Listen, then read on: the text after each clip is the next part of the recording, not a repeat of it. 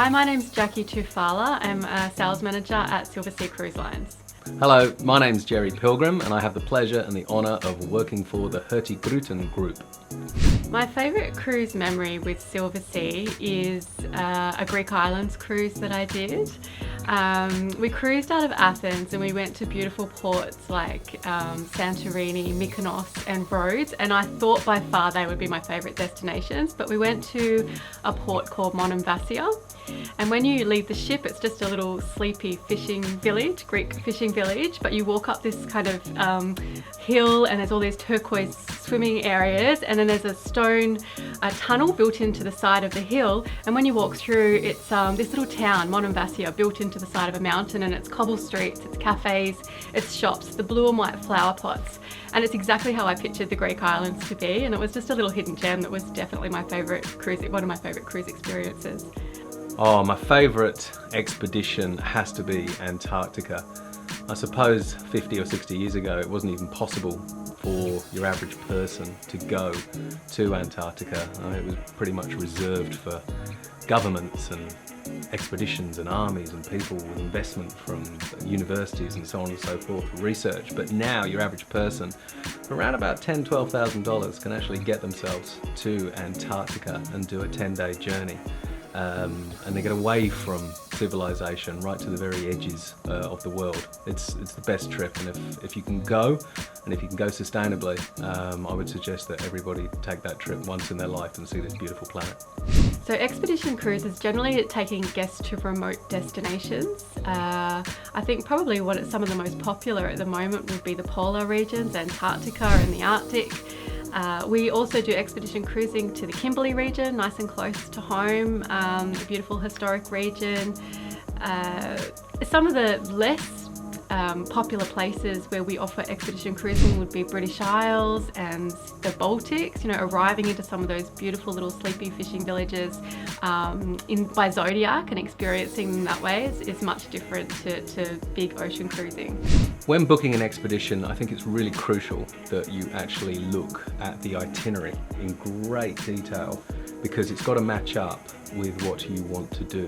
Because if you're actually going to invest all this time, energy, and hey, let's face it, money, into going to what we consider to be the edge of the adventure travel industry, you want to get it right.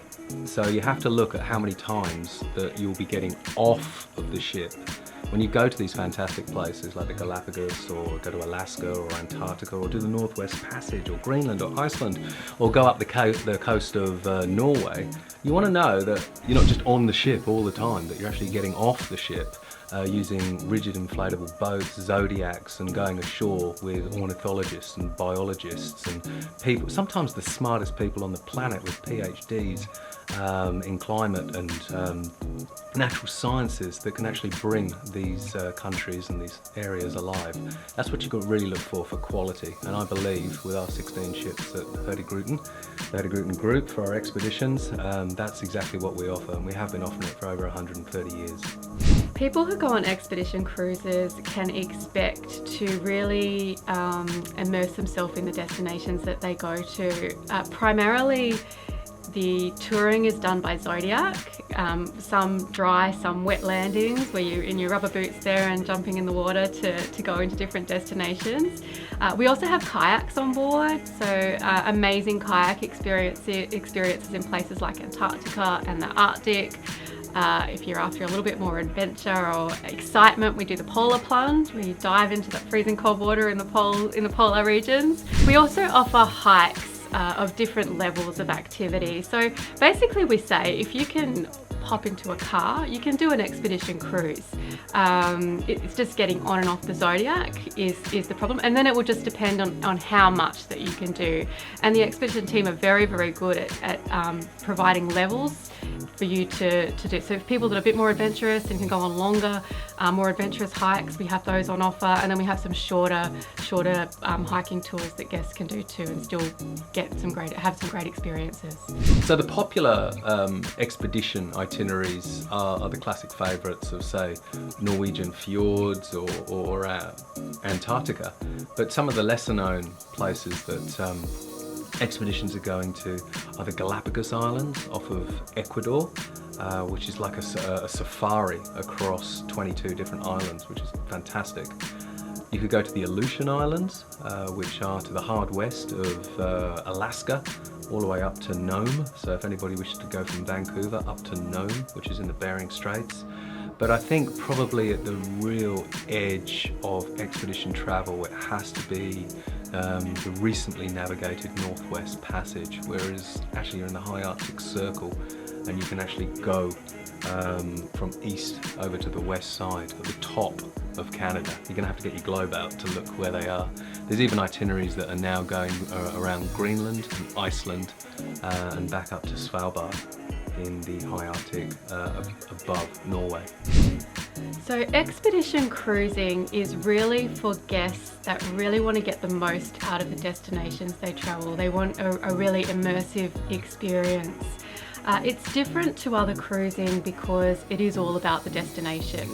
And what's really important with expedition cruising and what Silversea do really well is the expedition team. They're a team of experts that have been to these places so many times. Our expedition team leader that takes our tours down into Antarctica, she's been down there 160 times.